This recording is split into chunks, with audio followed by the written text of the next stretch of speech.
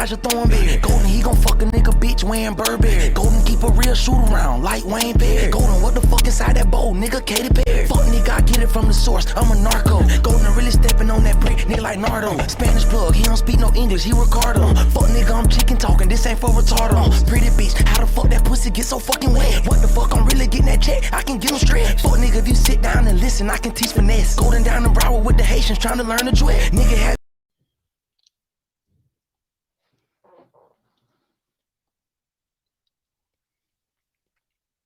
Yo, yo, welcome the fuck back, man. Can we get a round of applause, bro? This is the fourth episode, bro.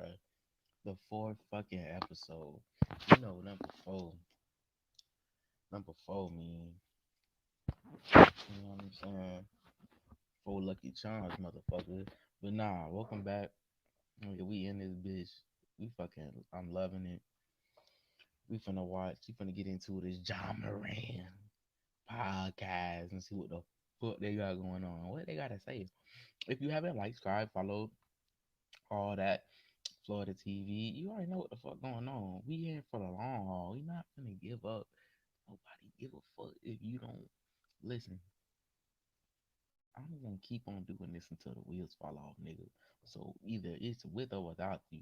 Regardless, we finna get this cracking. I'm finna watch this in a minute more. Today, it's finna be a long one.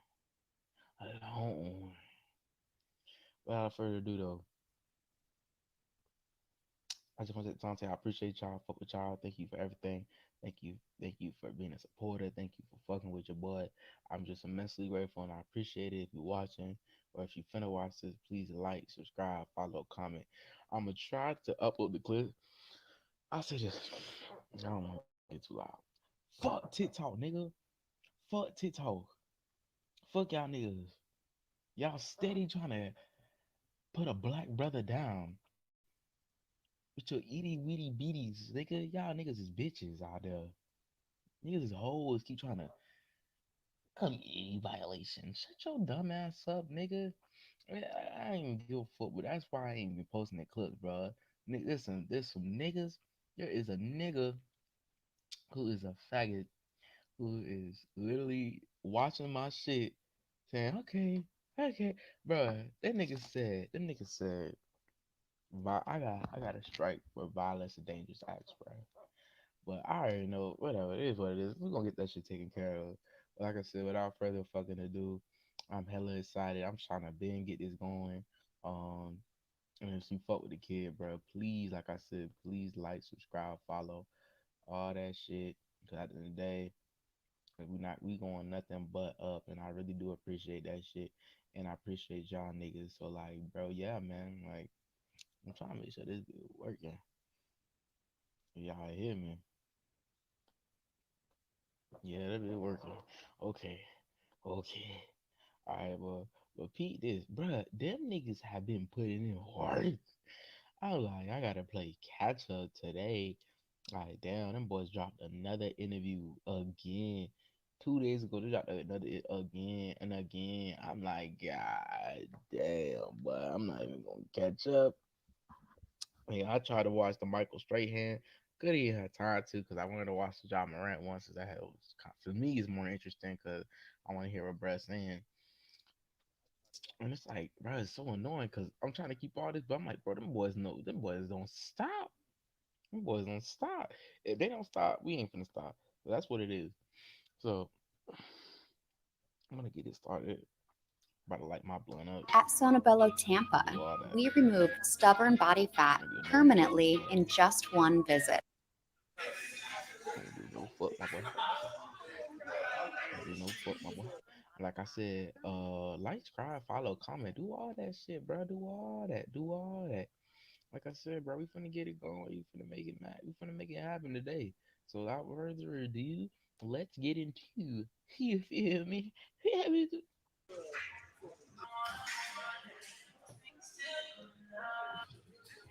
Oh, big ass head. Oh, big size ass head. Oh, little me ass head. Oh, I want a peaksy ass head, boy.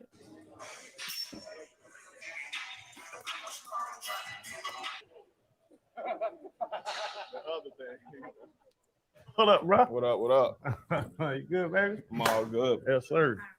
This is the moment I've been waiting on, bro. Oh, he's nervous as hell, boy. They say, "Oh shit, we in the presence of greatness, boy." How you be, man, that's crazy, bro. What up, dog? Did he talk that talk? What up, bro? RC, Talk man. that talk, That's What's up crazy, with you, bro. Talk that talk. Anybody. Got me by 2 inches. I can't dunk on nobody. Good, man. I'm all good, man. Mm-hmm. How the off season Workout been, bro? in. Good, Good. good. Getting back into the groove, man. A month, Y'all boys play so long, though, dog. 82 plus. Yeah, you know what I'm saying? Like Oh, 16 was different, right? You play one, you got the rest of the week, get yourself together, go again. Y'all got back-to-backs, Right. traveling. 5 and 7. This usually the time you get back in it, though. The whole routine. close. Yeah. Yeah. But now I set up like runs, like pickup runs with the team in September. So like Okay. we get like 3 weeks before training camp start. All right. Get in shape, and then once training camp start, you right in the preseason. You got Right. like 3 days, and then you got your first preseason game. Right. So, Most of the guys show up. yeah. They don't get on y'all about running outside the. Bro, I already can tell. Look at this nigga. I know he finna ask him some weird ass questions today, boy. That nigga chatted, boy. Shout out to that boy. But I just know, I know this nigga. Facility? Nah, Like not just too getting in the much. pickup game? Because I be seeing them damn pro-ams and all that. Them Yeah, boys they doing. like they allow it, but most people they don't be. Well, I know for the Grizzlies, I can't speak on other teams. Yeah. They don't care too much. They love us being in the gym, honestly. So But see, though, that's the thing that's different about basketball, too. It wasn't fun to train for football. Hitting the You- bitch in the head all day? Yeah, like you wasn't finna like, hey, That's y'all, definitely let's go fact, play, bro. throw a tackle. You know? One nigga, whoever has played football or played a sport in regards to football, well, particularly me, because I was a big nigga, bro. I used to hate fucking practice, nigga. The Indian trails, the up downs, nigga. You in pass, nigga, and then you gotta really compete with the niggas that are kind of better than you on the team, cause like nigga, you ain't trying to look like no bitch. So it was like, nigga, I hated that shit, bro. Then I nigga play left guard, bro. I was, bro. I'm telling you, bro. I was that nigga, bro. When it came to practice, You know what I'm saying? Pick I 'em don't want to say I wasn't that nigga, but I wasn't ass though. I definitely wasn't ass. I could get to that quarterback. up, bust 'em. Yeah. You know what I'm saying? Hell It's no. cool to go hoop. Hold up, limitless. Take a stomach cap, pinning it. I fought the head to witness it. Got my people feeling militant. Way I'm feeling, got me up. On the mission, got me up. Knowing me, I got the key. Only vision I can trust. Limitless. Take a stomach cap, pinning it. I fought the head to witness it. Got my people feeling militant. Way I'm feeling, got me up. On the mission, got me up. Well, shit, man, welcome to the Pivot, bro. It's an honor for us, for sure. We have different milestones on this show that I think we all remember. We sit around, talk about our favorite shows. But when we first got together, we started talking about guests and guest lists. And shoot, man, your name was so high on the list. And we'll bring Mo Wells in later. Your trainer's one of my best friends. I've been hitting him from the beginning. I've been like, shoot, man, I'll gritty to Memphis. You know what I'm saying? If it means that he'll do the show. But Chan, man, Fred, we're honored to have you sit down. Listen, if you follow us already or you're subscribed to us, we appreciate the support. YouTube, Apple Podcasts, Spotify. Make sure y'all continue to keep up with us. We appreciate everything, especially from the way that we've grown from the start of this in January to now. It's on with an upward. And like Fred always says, anybody can podcast, but not everybody can pivot. And that's what we're going to keep doing. We're going to keep pivoting, and having somebody like you on is a huge part of that. You know, what we like to do on this show, bro, it's not like everybody knows you can hoop. Hell, if you got eyes, you can see that. We're more into what made someone the way that they are. What put the dog in you? Why you say, yeah, I want to dunk on Brian. Yeah, I can beat Mike one-on-one. But I think you got to take it back to your pedigree. I think you had a grandfather and uncle that were big league baseball players. Mom's two-sport athlete. Your father T, who everybody loves, you know what I mean? Who everybody loves, you know, he hooped. What was growing up like for you? Pretty much outside, man, running around with the fam, whatever it was, baseball, football, basketball. Just find, different ways, whether we playing, manhunt, just, we was outside running around, pretty much all day. You ain't really had no good childhood, bruh. Especially if like you came from a structural background, like where I grew up at, like nigga, we were playing Manhunt, we were playing Shark and Meadows, we were playing nigga all that nigga. Nigga, I was killing niggas and all that shit. And the niggas in my where I used to stay at, bruh, niggas be making that bitch a competition. Like nigga, that was good times, bruh. And if I feel bad for the niggas who ain't even had that experience. Niggas was playing tag, duck, duck, goose, ugly, boy. Hold on. Then I got into basketball. Obviously from like my pop side, my mom side was pretty much baseball, softball. So I had a taste of both sports. Obviously, I chose basketball. I felt like basketball, was pretty much for me. So that's pretty much it, man. Just with the fam, 24/7. Whatever we decided to do that day is, pretty much what we did. Obviously, I follow you on social media. If I do see different faces around you, it seems like the same faces. It seems like a very small group. When I see the pictures of like all the big time hoopers, like somewhere together, Ja's not there. When you see some of these superstars that's continuously posted and they're taking these vacations, Ja's not there. And, it was some talk about your pops just being the way he is at the game. And for me, it was refreshing because I got a son, right? And that's how I support him and that's how I want to be. Talk a little bit about his influence on you and his support for you throughout your life, but also how it's Shout out to created the real this dads out there for small sure. family Go ahead, you atmosphere good, for you your good. My homeboys. bad. Growing. Shout out to the real dads who really be out here, like making sure they kids do what they gotta do and shit like that. Cause a lot of y'all niggas deadbeats. A lot of y'all niggas ain't even real men out here, bro.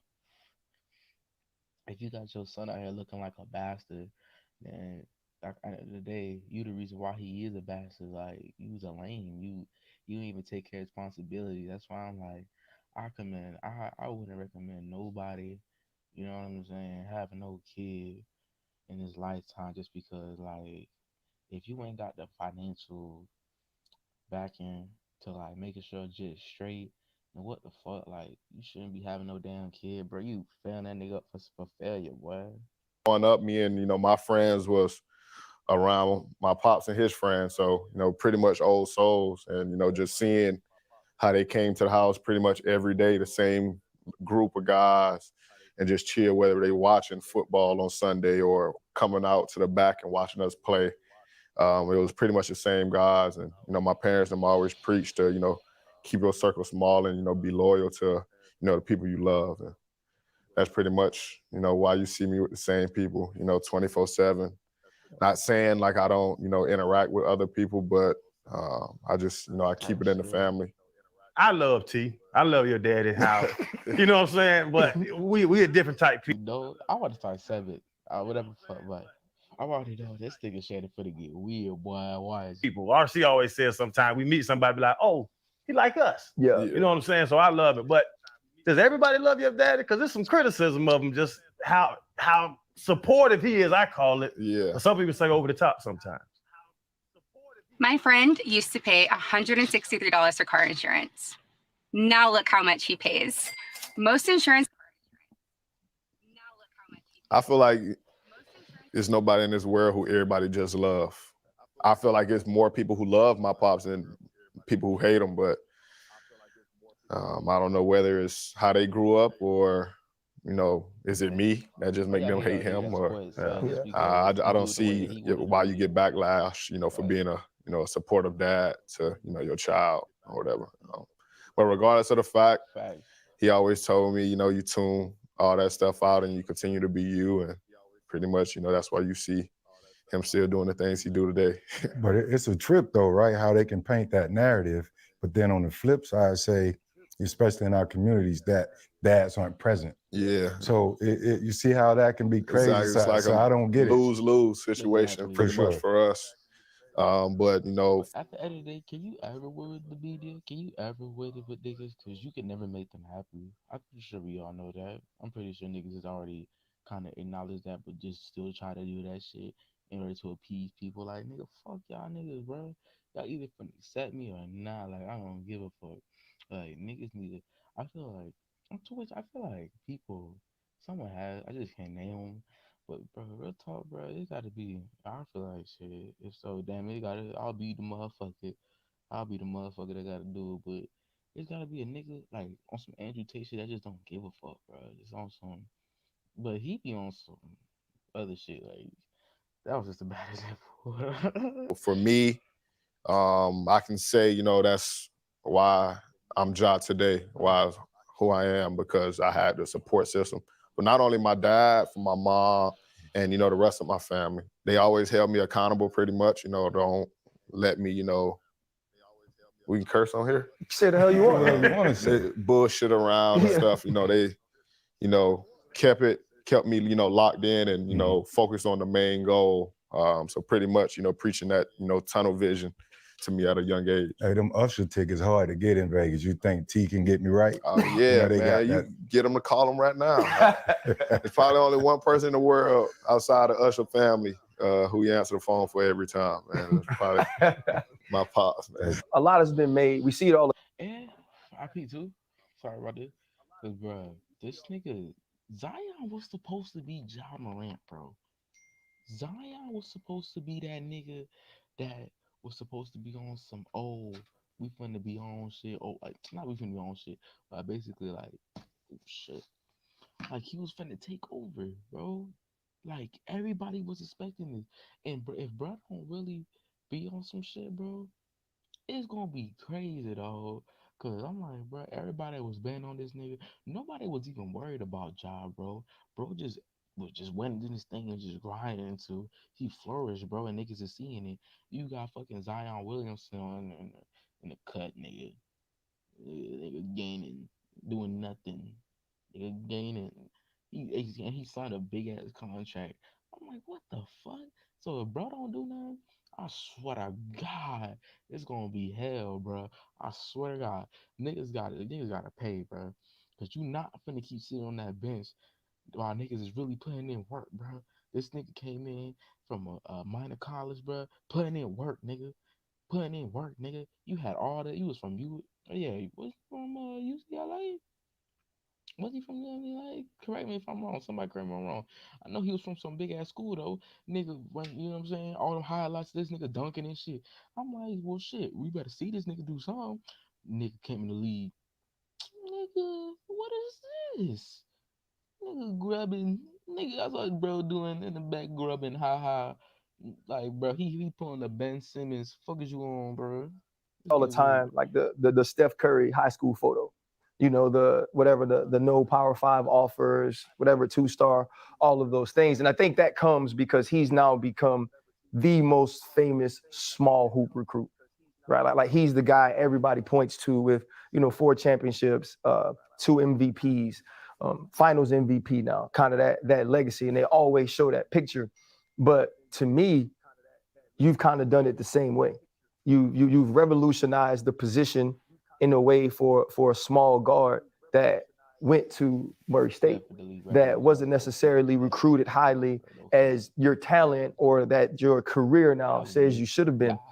When you were going through those things, seeing homeboys get Power 5 offers, playing AAU ball and all of those things, how would you just stay the course and say, you know what, wherever I have to go, whatever I have to do, I understand who I am and I'm going to be that and I'll get to where I need to go? Man, I can say it was hard. It's definitely, frustrating. Definitely,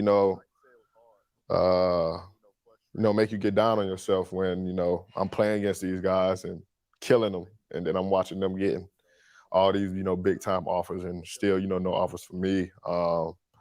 As far as, staying, level, I can, give credit to my parents. They always tell me, don't worry about it, that, basically cream always rises to the top. And I felt like, it was easy for them to say. It was easy for me to listen. But as far as, actually doing it, it was pretty tough. And, I did it, man. And my pops always told me, once you get in your foot in the door, kick it down. So I had opportunities where I was in front of scouts at the CP3 camp, in front of scouts at Murray my freshman year from, previous players. And that's pretty much, when I took advantage of my opportunity and got my Murray State offer, man. Speaking of his dad, he keep bringing up his dad, and I say, I love your dad, man. I'm gonna get me a happy dad. Go ahead, man. Bro, Yeah, I need to get one of bro, them. it's early, yeah. Yeah, man. You Get still to got to train that. Let me get. He got to Yeah, work. What's that, beer? Hard seltzer. Yeah. I'll take Grab you one. Man, Ja got to work. Mo and Ja got to work out, Listen, man. I done seen Ja drinking now. Yeah. Let's not act like Ja don't drink. Now.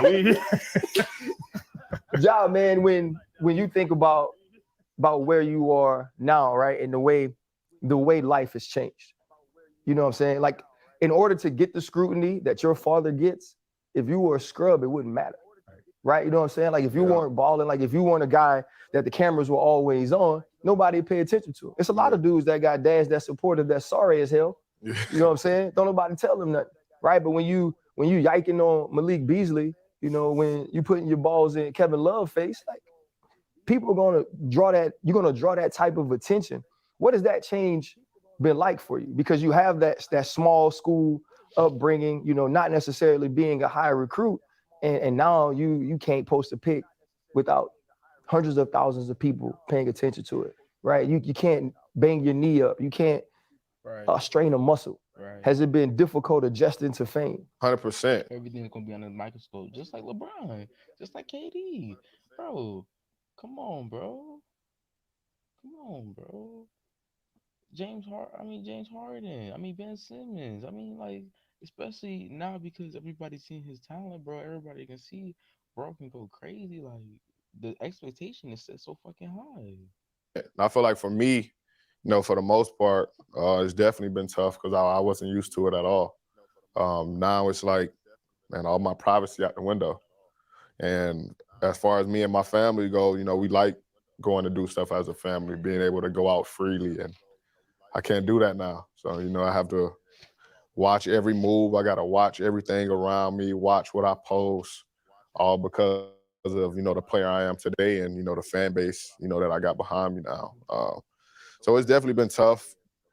Made me pretty much a homebody. I just sit in the crib with the fam. We play whatever game, whether it's Madden.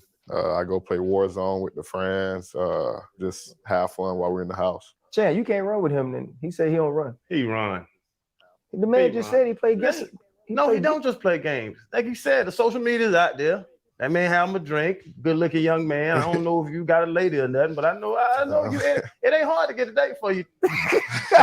Come on now, y'all. It ain't hard. You ain't struggling to get a date. Nah, it ain't, man. To the same point of the fame of the fans. Now you got to watch everything, every aspect, like including the women.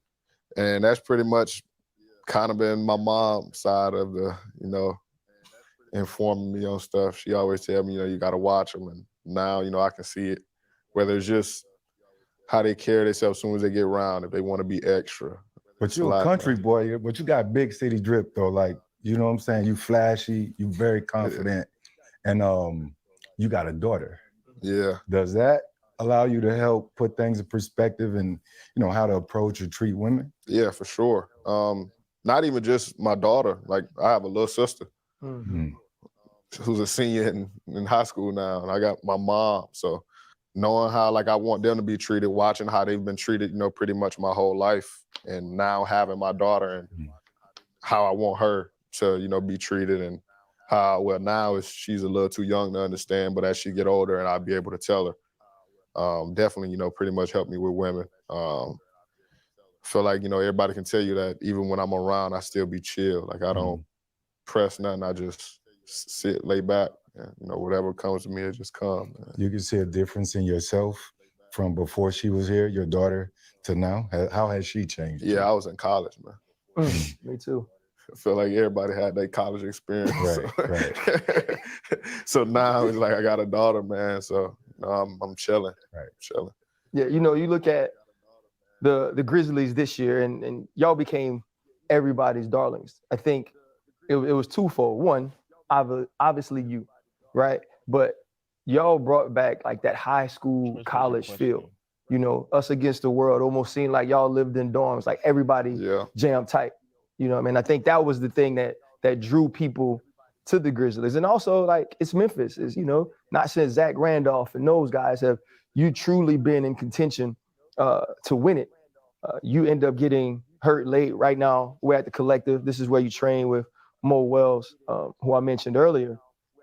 What are you focusing on right now, though, to, one, play at the MVP level you were playing at, right? You don't miss those games. I think at least the conversation for MVP involves you more. But, like, I know you want to win, right? Like, I can see it. Like, nobody plays the way you play that's not focused on winning first. Yeah. How do you take the next step in your career, and how does that help the Grizzlies? Number one on my list is being available. Pretty much, every season in my 3 years, I had an injury that, took me away for, a while. And obviously, like you just mentioned, late in the playoffs, that injury took me, out of the series. And I felt like, me personally, that and my teammates, we were the favorites, in that series. And I feel like, it was pretty much our year, but that injury caused me to be out. And now you have to change lineups and, guys playing without me. And I feel like that's the most frustrating part for me, being out there and not being able to compete, with my teammates. So number one is just, being available and, still working on my body, get stronger. And on the court wise, I still work on all areas of my game, but pretty much being way more consistent with shooting the ball so I don't have to, go to the rack and absorb all that contact and, hit the floor every time. So that's pretty much what I'm focused on now. And I feel like, as long as I'm locked into that and, keep working on that, it'll help us as a team. RC mentioned, being unranked, not highly recruited. Murray State, they retired your jersey. Congrats on that. Appreciate NBA it. Rookie of the Year, NBA All-Star. You're here. A lot of people probably didn't believe in you early, but what Khaled say? God did. So for real though, man, like you're a star, bro. Like you're really a star. But some people would question whether you would ever reach that superstar status being in Memphis. And that we're talking about Memphis, that's where that question comes from. Because I haven't seen a superstar, the Bruns of the world, those guys that are in the bigger market areas. Do you plan on re-upping when it's time to be in Memphis? Or do you have to go somewhere else to be that superstar? I just did. They just made him super duper rich. I'm drawing the blank. I'm tripping. How much you got to re-up for? Well, I'm tripping. My bad. Yeah, man. Can you be a superstar in Memphis? 100%. I missed that. 100%. I didn't. I didn't either. Hey, I watch dude's pockets. Hey, what they gave him? Hey, Alicia, keep us on the go, bro. He work in that world, so he got us here, and we always move. Freddie T, it's like, remember when Devontae checked me and was like, nah, it's 140 million, 0.275. Ja, what was it, 193? 193. Jeez. Yeah. With Instacart, you can choose from hundreds of retailers to get your favorite snacks, Takis, or sporty stuff. But I ain't just going for that one, though. Hit him again. I got an opportunity to get that 231. So that's what it's about. So, but being a superstar, can you change that whole outlook? Because some people say small market, guys can't reach that upper echelon. Can you break that down? 100%. I feel like I improved every year. I feel like now, I'm starting to get more recognition from this, this past season, making All-Star, most improved player. So I think, like he said, I'm focused on winning. As long as I continue to win, I win championships and I stay at the level that I'm playing at and improve. I feel like, I definitely can be, a superstar in Memphis. And we talk about Murray State, you talk about watching the dudes that you yamming on, get scholarships and not, just that underdog mentality. Yeah. Is it still there? Always. But you was in the MVP race. How can you be an underdog if you the most valuable? We're 193. Yeah. I wasn't the favorite. You still don't think folks respect your game? Nah, I do, but I feel like now, like just because I'm me and I speak on whatever I want to and say what I'm feeling at the time, that some people don't like me. So that's why I bust their ass. Yeah. I wanted to ask you, when you come around that damn pick at the top of the key, are you ever concerned of who's under that rim? Nah. You don't even think about it. Nah. You rising up. Straight like that. If Jesus was down there, he gonna have to get it. Yeah, I say I apologize and pray after. I don't want him to send me downstairs, man. Just keep me up there, man. I know it's crazy. We're sitting down with Ja, and then we interrupt you. But we wouldn't interrupt you unless it was important, because we got to talk about DraftKings. Yeah, the NBA season's going to come around. You know, I don't know if Chan and Fred hoop in high school, but you know, like every football player think he can hoop. Yeah. I played basketball. I won state. I thought I was really doing it. You know what I mean? Then I got to college, and I would go run with the hoopers, and I realized, this is kind of out of my league. Yeah. And they weren't even that good. You know, so some of this I don't understand. Can you kind of take us through, what is it? It's late in the third quarter. You're down to Minnesota. There's some back and forth, you know, in that series. Cat talking, like it was a lot going on. But y'all down, I think, double digits. You know, you turn the corner late in the third, Malik Beasley's under the rim. It came to mind because he said, if Jesus is under there, this is how, like you said, he got to get it too. Yeah. What's the mindset when you turn, you see him, and you go into the rack? Go finish. However I got to do it. I prefer to dunk than embarrass him, but however I got to. So in that series, you know, I turned the corner, basically rejected the ball screen, and I seen a guard being the rim protector.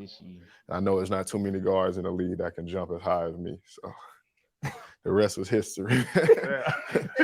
You guys get to the next round. I believe Golden State beat y'all the first game. I believe you come back.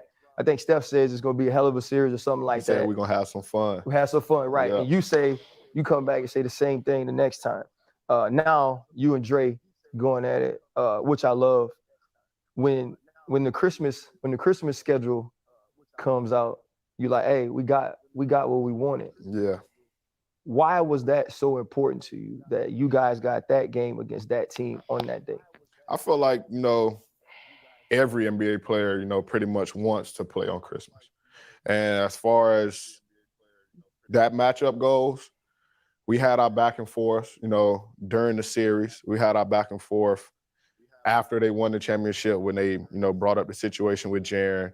Mm-hmm. And then it's like, all right, we brought up the Christmas game and we got the Christmas game. So all the, you know, back and forth we was doing on Twitter, you know, we got what we wanted. We got the matchup we wanted.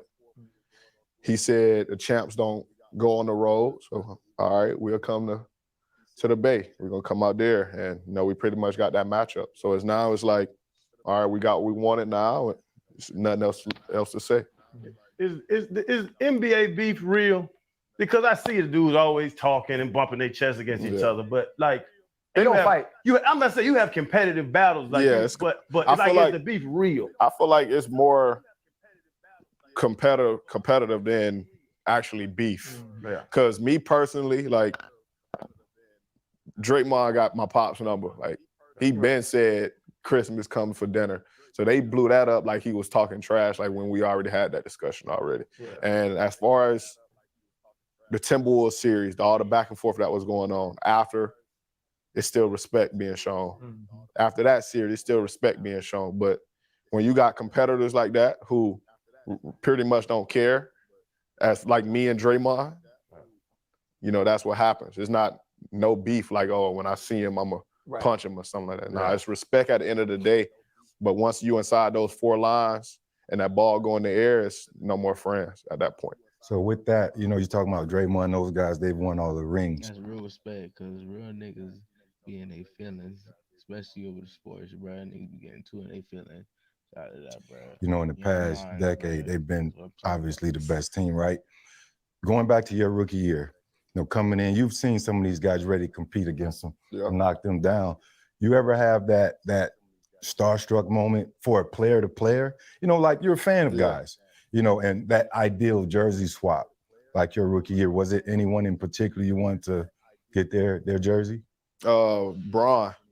Hell yeah. Bron. And I actually got Bron and AD jersey on after the same game. So that was pretty much, you know, a big time moment for me. Obviously my rookie year, man, you know, playing against all the top guys was pretty much like a, you know, starstruck moment. Like, wow, like I was just watching him on TV a couple years ago, even last year when I was at Murray, watching him play. Right. and now I'm actually, you know, lacing up and going back and forth with him. I feel I can say my first starstruck moment was that Kyrie matchup.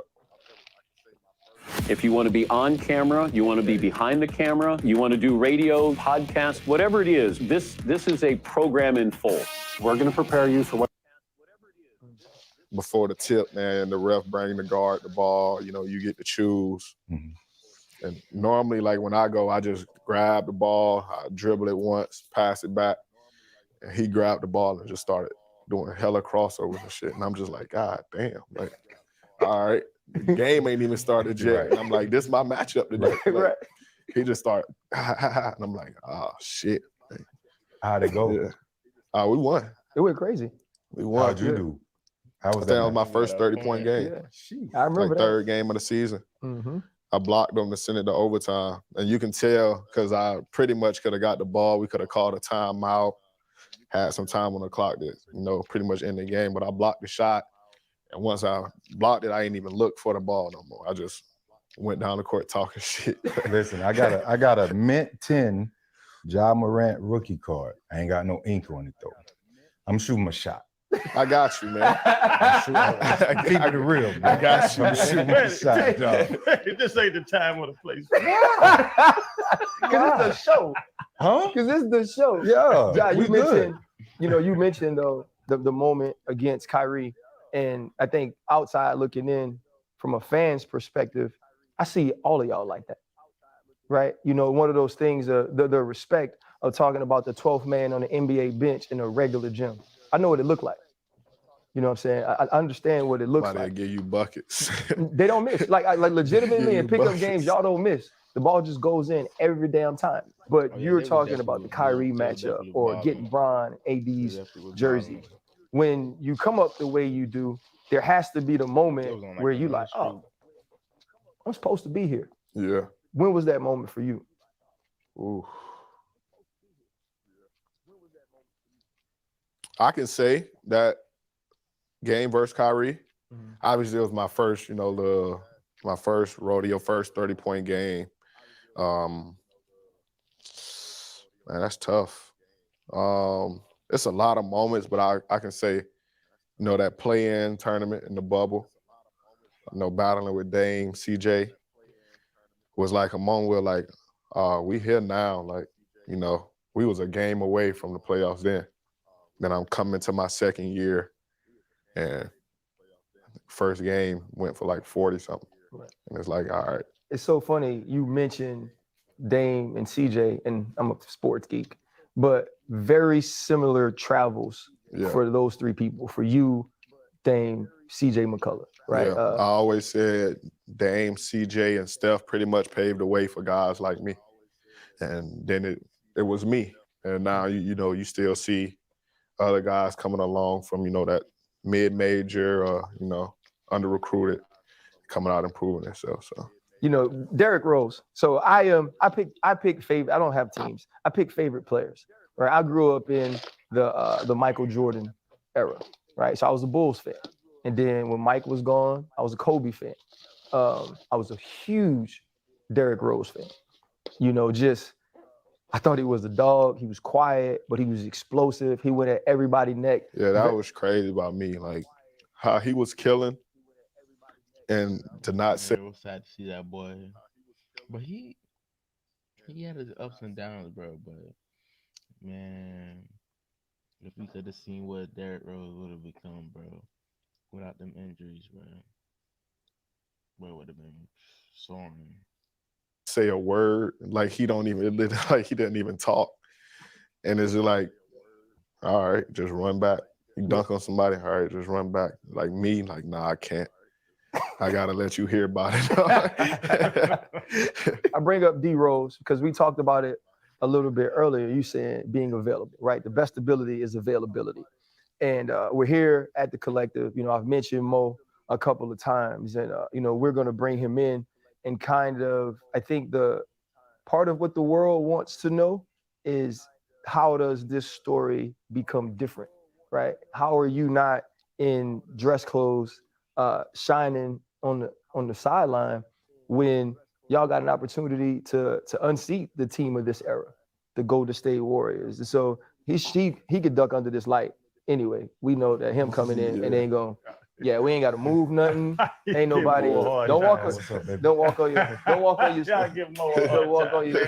One, you can tell you trade people. Hey, you can tell people. You can tell you trade people like Josh, because like when I train, I wear Lululemons, I wear On Clouds, right? I wear team apparel. 100%. I wear team apparel, but my man come out iced out, man. So how long have you been working with Jado? So I met 12 in passing. We both got to IMG at the same time, IMG Academy. So that's when I was going from MJP in Dallas over to IMG in Bradenton, Florida.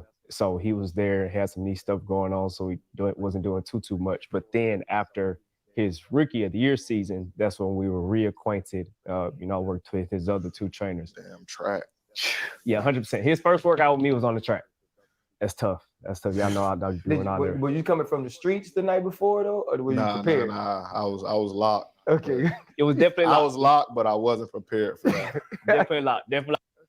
You peep that nigga head, it looked like that kettle right there. If you put that kettle upside down, that is that nigga head peep. You in Florida, 100%. Humid, sun out on the track, man. Like we on the track, we had to run rockets. We had Bro, look. Turn that bitch over, man. Put that bitch over, man. Casualty out there. Unc went down. Unc works out with. He don't work out with all the superstars. Work out with the fam. Unc went down, pulled a hammy. Kettlebell. Wait, you said Unc, like his real life uncle? 100%. Yeah, so like my fam work out with me. So I always tell him, if we gonna start the workout, we're gonna do the whole workout. Yeah. So but we met that year. Started off small and obviously grew up until this point, working in the season. Off season, working hand in hand with the Grizzlies. So just trying to perfect the process for him. It's pretty individual. You want to have a tailored programming, for an elite athlete of this caliber. You want to have something that's tailored to him, and that takes time. It takes time to figure out, okay, how do we respond to this workout? How do you respond to this stimulus and X, Y, and Z, all the big word stuff that he just lets me and Eric handle. Yeah, that's foreign language. So it's just an ongoing process for that. But it's beauty in it, man. It's beauty, and obviously we want to get as close to the 82 as possible. So I think we're gonna make great strides this year, and just keep him on court to whenever he want to stop playing. Hey Mo, you're not that big, but you're the big dog in that space. You got a lot of people hating or chasing it. Yeah, 100%. What's the secret sauce? I think one of the, not even the secrets. Well, yeah, the secret is keeping it secret. So keeping it secret. So you'll never see me really posting online his whole workout plan or posting a whole lot of what anybody else is doing. So I don't have to get the criticism. I know what works for my guys. I know what works for 12. I know how we're gonna keep growing. So if they don't know, all they can look at is the hype videos, the outfits, the locations, where we at, whatever we doing. So you can only, and you see the results, because that's what matters. Right. You see the results, you see the verdict, you see what's going on in the game. And these guys are already Maseratis. I'm really more so fine tuning. I'm blessed to be in that space, but keeping them jumping high. If he jumps 47 max vert, I got to keep it up there. Say that again. I said if he jumping to 47 max vert, I gotta keep him up there. I think for y'all to get that 47, you gotta get the happy dad. Oh, hey. I'm still stuck. Wait. I'm still stuck because in the NFL, I mean, what is it, 41, 42 might. Well, see, you get the standing max for different basketball. You get a step. You get a step. But he still jumps higher than any football guy I've ever had. Hey, Moss was a 40. Yeah, he'll jump 40, over Moss. But I can't do nothing. You 6'2".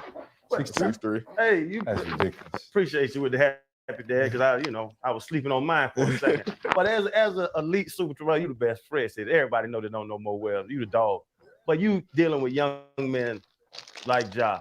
You got to give him some time to party, and I know he does. I would love to party with y'all. I'm not running no goddamn track. 100%. I want to hang up, but like, do you be like, hey, okay, Ja, you got these 4 days. Well, you plan it out. You plan out. I know what most of the time I'm on the trips with him. So he's one of 2 athletes, and soon to be he'll be the only one that I travel with, for a lot of stuff. So with that being said, as long as you get the work done, you know what I'm saying? We map out what you're gonna do in the off season. Okay, this week I'm going this city, this week I'm going here. And you get your work done, you know what I'm saying? You're gonna enjoy it, you know? Hold me accountable, dog. You gotta wake up. You still got, if you want to turn up, we gotta take that. See, I'm on my happy dad right now. you gotta in take a couple minutes. I'm gonna be out there throwing weight rounds. you know, so you gotta be able to balance it all. You know what I'm saying? I think he does obviously a great job with, and will continue to get better because, man, when I was 22, you weren't telling me anything. When I was 22 at LSU, like I was trying to, you know, get to it. I ain't had 193. You know, I ain't had 193. You know, so but obviously, yeah, we it's always a constant discussion, you know, and we getting better and better as we go. But you want to enjoy it, you know what I'm saying? You know, they always try to tell you to enjoy it while you retire, man. I want to have some fun while I'm still functioning, you know, a little bit too, you know. We're gonna have fun all throughout. Mo mentioned like keeping it secret is the secret. You had a saying like "win in the dark," you know what I mean? And it talks, because even looking at like your story, you know, it talks about tires and planks and all the things like your pops actually did with you and the ways he trained you. You know, before you could afford more wells, like you've been somebody that understood the work. So how does that upbringing and being that type of dude help you now? Because so much now, I train athletes. I know they want the videos, they want the pictures, they want the pretty stuff. Like it ain't really about the grind for a lot of them. However, you continue to say, I'm gonna do my work in the dark, and then I'm gonna shine when the lights are the brightest. Pretty much like you mentioned, my dad. It's just a funny story, man. Before I was locked into working out, me and my homies used to be on the game 24/7. And like one day, you know, we actually pulled an all-nighter playing the game. So by the time my pops went to sleep and woke up, we were still playing the game. And he was like, basically just sending a message. At that time, you know, we didn't understand. But he was like, while you playing the game, somebody else playing the game. And then he like, let me know what that means by the time I get back home. When he got back home, we were still locked in playing the game. So he like, y'all know what that means? We're like, nah. He like, while y'all in here playing video games, somebody actually out there working on their game. And then since he put that message, said that message to us, he had to start begging us to come from outside, to come in the house to eat. So I pretty much, you know, been day in and day out working on my game. I can have school, basketball practice, I come home, work out with him.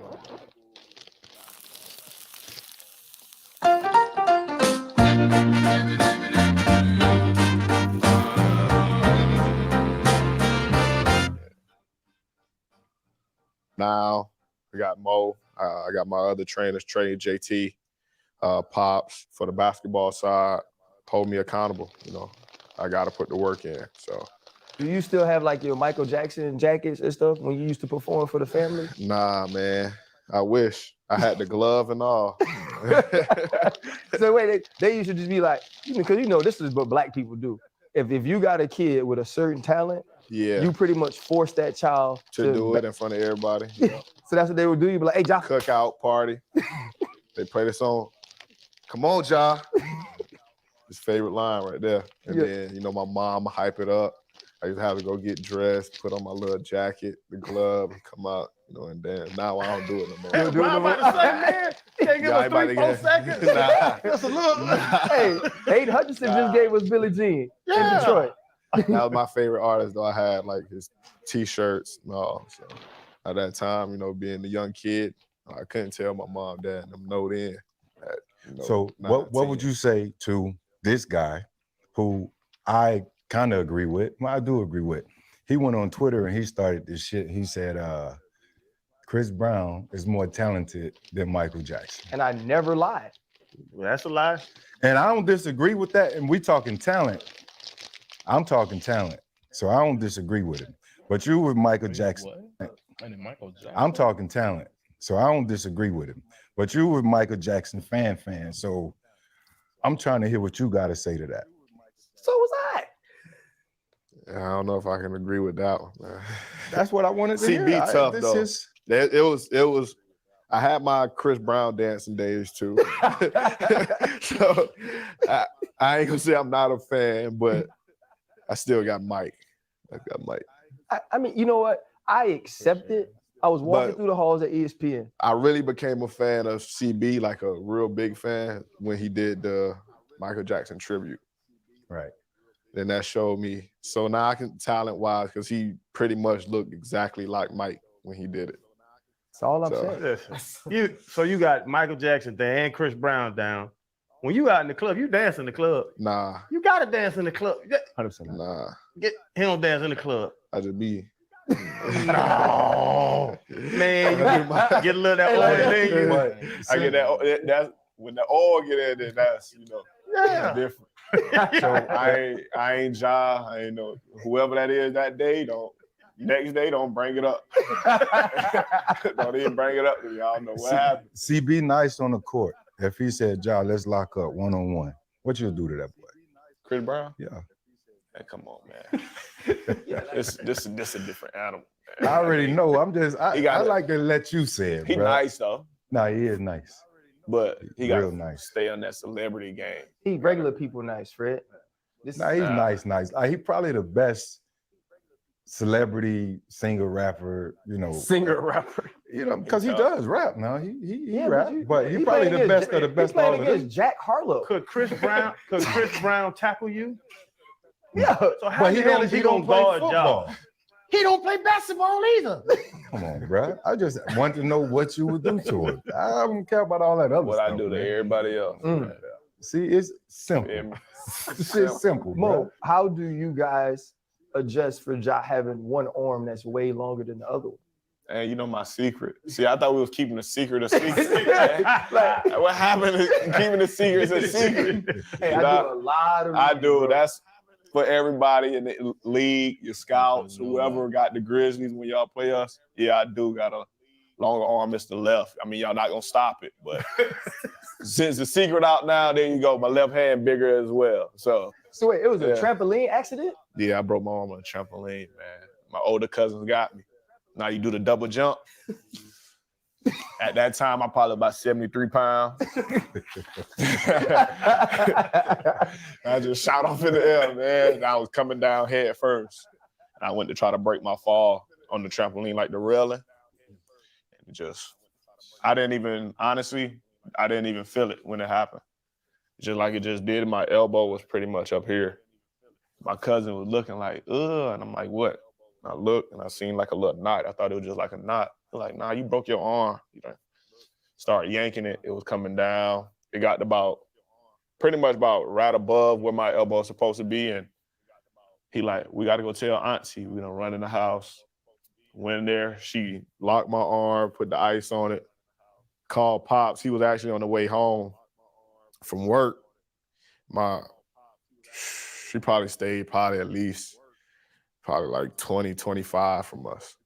And he probably got there in like 10 minutes. I don't know what he was driving, but he got there about 10 minutes. So then after that, like the pain started kicking in once my adrenaline started wearing off. So I was in the car. I was just chilling. He's pushing it to the hospital. My grandma actually worked in the hospital. My cousin, who actually did the double jump with me, Pops, was working in the hospital. So we got there and they pretty much had to unlock my arm. It basically was locked. And then that's when the pain kicked in right there. So it was stuck and they had to straighten it out. And we all got weak stomachs. Like, we don't like seeing none of those. My Pops had to walk out and it was painful, but I felt like I was more disgusted than anything through that process. But now I got the longer arm, bigger hand on his hand. So that's why you finished so good left. Left, that's why I dribble with my left hand. I'm able to control the ball better. When you look at Mo, because I get it, right? So technically, he's human bionic. It reshaped him, it reformed him, revised him to the player he is today. You should be fucking grateful, John Morant. That's some Spider-Man shit right there. That's some real shit. That's some real radioactive shit right there. I don't know. every Sunday, my nerves are bad. 100%. Because I'm watching people who I've invested into literally all my into energy. their careers. And you know, it's so crazy. Every time something happened to him, I text you. 100%. You know, He texts me. Yeah.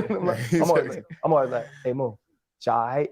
You know what I mean? Oh no, I gotta hit him up. You always say I gotta hit 12.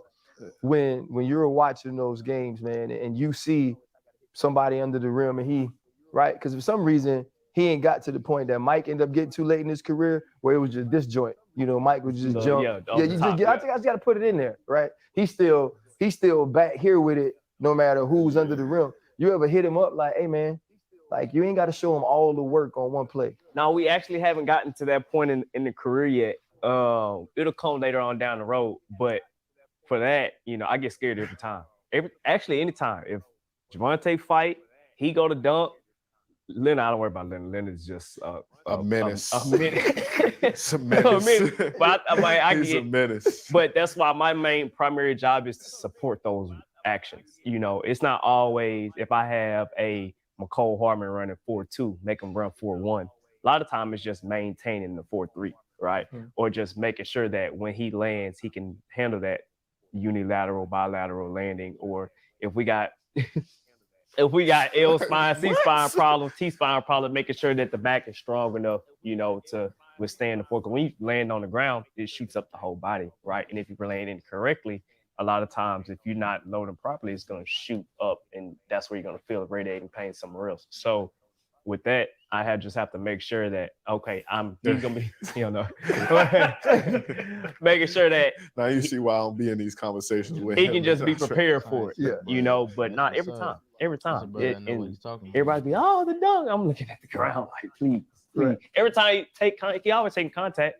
So every time he hit the ground, he had the little camera situation on the ground, I was shook. You would have thought I was a parent, man. I'd be stressed out. So here's my other question, right? I've played a long time in the league. I've worked TV a very long time. I don't sit courtside a lot, Mo. You know, and a lot of times. Time out. Is you shooting your shot right here? No. No, we good. I was about to say, we about to get him. I got you, but I was like, okay, where is this going? I can buy it. It's good. I just work a lot. I got you, man. I just work a lot. But Mo, man, you know, most trainers, you know, they go to the game and they're like they're like the place that they train, and they want everybody to know that they're a trainer. You basically just look like a short hooper. 100%. Iced out. You know what I mean? Feel me? I'm more buckets. I be trying to tell Trey Draper, Jonathan. I be trying to tell them really a bucket. They be hating, but I just first of all, I'm short, so I have to put a little drip on and be like, dang, he's short, but he clean. He clean. He's so handsome. Don't even know my name no more. They keep calling me handsome. It's just they clean. So at the parties, you just talk to when you with them, you talk to the girls that like short dudes. No, I like tall girls. What the fuck? How you like tall girls? He likes them on phone books. Yeah. He gonna climb that tree. No, like stallion down. So you look at because you're trying to breed, because you don't want a short kid. Like when I have a little kid and he ended up being. If I'm 5'6", he ended up being 5'2". He's looking for. Oh, he got to be at least my height, because the kid's always taller than the mom. So if she at least my height or better, we got a shot. To do what? If she 5'6", you 5'5", you're gonna be fast. if he got all these uncles, and if 12 teaching him how to hoop, Leonard teaching him how to run the ball, Javante teaching him how to box, so RC teaching him how to play DB. I got another running back. He got to be good at something. John, man, when you look at, we kind of fast forwarded to Christmas, right? We talked about it when you first sat down. It's 82 games, though, right? Like you said, would you say what, 5 and 7 sometimes, back-to-backs, the grind of the playoffs, with the way you started your career, that's going to be your every year. It's going to be the 82. Yeah. It's going to be the grind of the playoffs. When you just think about year to year, now we're looking at 2022, 2023, who the Memphis Grizzlies going to be? What is a beautiful woman like you doing in a place like this? It is so much better now. A better team, with that same mindset we had this previous season. I feel like, we made a lot of people mad with how, we beat them and then all jump in the camera after a press game and, pretty much talk shit. But I feel like, this year, I feel like we're more locked, me being pretty much, the head of the snake, seeing these guys in the gym every day, the younger guys, the new rookies we got in the gym, whether they text and seeing,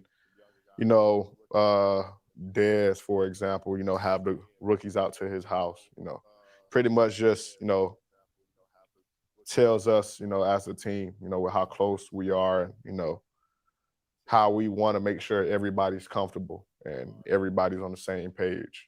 So as far as, that goes, I feel like, we're a better team, but still that same, underdog killer mindset. You got personal goals though? Do I used to, and this is probably stupid now, every year in training camp, I wouldn't bring a TV, right? So I just bring books and I would write down my goals and I stick them in my Bible, right? And I would just pray on them. And when I was younger, because I was an undrafted dude, like those goals would change every year. It'd be like, make the team. Then it'd be like, start, you know what I'm saying? Get a contract, like all of those things. And once I became that, I was like, okay, I want 5 picks or whatever. And then in like 08, 07, I got sick. And it just became like, man, like play every play like it should last. And then you figure it out from there. But do you have personal goals that you set that you want to meet? And if so, what are those? Number one, win the championship. I feel like, that's the main goal for me. Even though that's a team goal, I feel like winning is the most important thing. Like I can 0 points, whatever, as long as, I'm out there, we get a win. I'm happy with us getting a win. But as far as my play, obviously, nobody. But I feel like winning is the most important thing. And you go down the list to, obviously if we win the championship, finals MVP, MVP of the league, being an all-star. It's pretty much the same goals, I pretty much had, each year. Obviously, I achieved the all-star, the most improved. I had those on my goals this past season, and I actually achieved those. MVP was on it. Obviously, I had my first injury, and that took me from number 4 in the race to 11, just because I wasn't available. And as you see, as far as MVP in this league, most of them play pretty much 75 plus games out of the 82, and that MVP level. So that's definitely being available. Is on my list as well. Ja, you talk about your personal and intermediate goals, immediate goals. In our sport, there are a lot of great number 12s, from Joe Namath, Broadway Joe, Randall Cunningham, obviously Tom Brady, the GOAT, Aaron Rodgers, right? Yeah. In our sport. In your sport, I can only think of Stockton, John Stockton. Then here we have you. Do you aspire, from your immediate goals, do you aspire to see that 12 hanging in the Raptors someday? Yeah, not only with the team I played for either, like around the league, that's the goal, to, have that big of an impact on the, NBA, to where I'm represented by not only the team that I played for, but all the teams as a whole. So as far as, being the best number 12, that's definitely my Swag goal. is through the roof. And you young, like you the future of the NBA. That's what people call you, the future of the NBA. Do them old dudes get hot with you? Because like you said, and we see you on TV, you say, well, I run up and talk shit. Yeah, if I do something to you, I'm gonna let you know. Just like, because there's an older class right now in their late 30s that they know you're the future. Yeah. Do they accept that, or they be like, young boy, take it easy, young boy? Like, I feel like it's pretty much a balance. You have some of them who don't even say nothing. So like I don't even have fun with that. Like I like talking to people who gonna say something back, like, interact with me. And you got some guys who do, but you can see, throughout interviews when, those players who respected the superstars get asked about me, they give me my credit. That's pretty much why, speaking back from earlier, I feel like it's not too much beef in the NBA for real. Like nobody ain't gonna fight. Like everybody is just talking pretty much. And then after a while, for me, like I'm gonna talk to you, but if you go that way, all right, we can. Like I don't have no problem with that. Like so, I'm pretty much talking to you anyway to get under your skin, because my pops told me at a young age that the mental part of the game can affect you as well. As soon as you playing mad, you're not gonna be yourself. So I'm gonna talk trash to you to try to get you out your game to give me the advantage. But some people don't like it and they try to take it to another level, which I'm fine with. Yeah. I don't care. It is what it is. I don't care. But as far as, you know, the older guys in this league, like they pretty much talk too. It's a lot of guys in the NBA that people don't think talk trash, but they do. You just don't see it. That's a real nigga, real young nigga who be humble about it, but when he talk his shit, he gonna talk his shit. That's what's up, bro. That's what real niggas gotta do nowadays. Niggas just be talking shit for nothing. Yeah. They just don't be pretty much like as open with it or showing it like I do. It'll be something slick, or, you know, you cover the mouth real quick and say something like it's, you know, the refs pretty much. You know, you got to watch that too. They're quick to take you up. So you don't want to be giving back money. Yeah, you come from an amazing background. I just love the support from your dad, T, and everything he's instilled in you. You know, you had to take a long road to get there, unrecruited, you were unranked mostly, not recruited heavy. And, you know, you grind through. I love your mentality. But I always got to ask on this show, you know, to our guests, your greatest pivot, your biggest pivot in life. Are you a low-income American on food stamps or Medicaid? If so, you are now eligible to receive a free brand new smartphone with 25 gigabytes of free high-speed data, plus unlimited.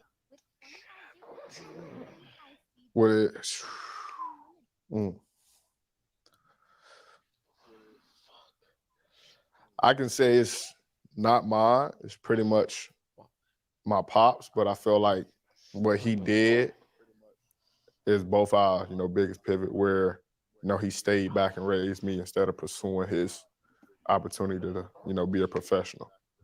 And, you know, just my fucking shorts rolled over my dad dog and just like slow my shit in my fucking stomach, bro. That shit killed me.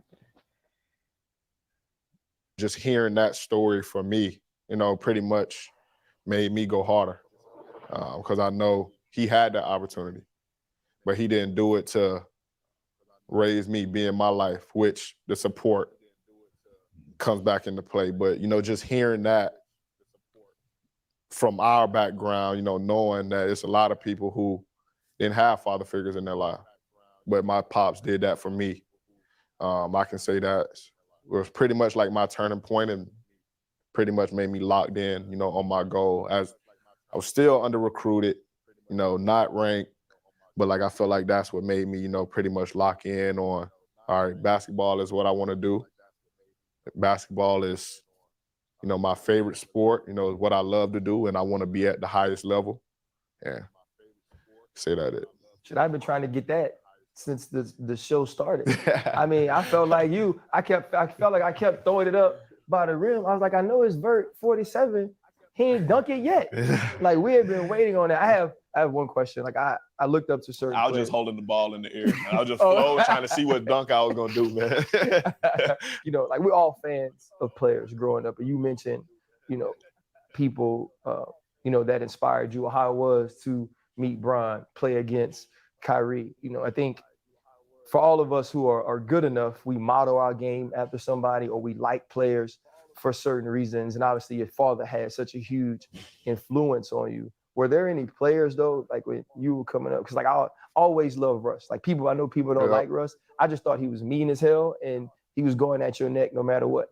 You know, That's me. Yeah, I was AI, yeah, Russ, obviously Derrick Rose, but I feel like for the most part, AI and Russ. Like I said, Derrick Rose was cooking you and was just quiet, like no facial expression, no nothing. But I feel like AI was pretty much, you know, my number one. Then I became a big Russ fan. And like I said, we're gonna let you hear about it, and we coming straight at you, no matter who you is. So, I mean, I think that's the perfect place to end. We coming straight at you, no matter who you are. Mo, we know we sorry, right? We know y'all got to get out and work. We right on time. We right on. Job, man, we appreciate you though, bro. Yes, like sir. for us, y'all, like, man. and when I talked about it a little bit earlier, man. Like we 3 former football players who have, decided to get into this space, and we wanted to get you on the show. We understood how big it would be for us, but I think the other part of what we do is we want to tell stories about the humans, right? About the people that we admire. You know what I mean? Hopefully someone looks at this, sees John Morant a different way, and hopefully the other people that watch see your father and your family and the way you were raised a different way, and understand that that it's all love, and that more people wish they grew up with that sort of support. Yeah. So man, this is the pivot, bro, and we appreciate you. Lead that. Appreciate y'all. Appreciate you, boy. I ain't been trying to throw the alley, dog. I'm like, God, leave. I was just waiting, dog. Hey. Hold up. Golden, ayy, fuck nigga, we really in that jungle, Naja Thornberry. Golden, he gon' fuck a nigga bitch wearing Burberry. Golden, keep a real shoot around like Wayne Perry. Golden, what the fuck inside that bowl, nigga, Katy Perry. Fuck nigga, I get it from the source, I'm a narco. Golden, really stepping on that brick, nigga like Nardo. Spanish plug, he don't speak no English, he Ricardo. Fuck nigga, I'm chicken talking, this ain't for retardo. Pretty bitch, how the fuck that pussy get so fucking wet? What the fuck, I'm really getting that check, I can get him straight. Fuck nigga, if you sit down and listen, I can teach finesse. Golden down in Broward with the Haitians trying to learn the duet. Nigga, have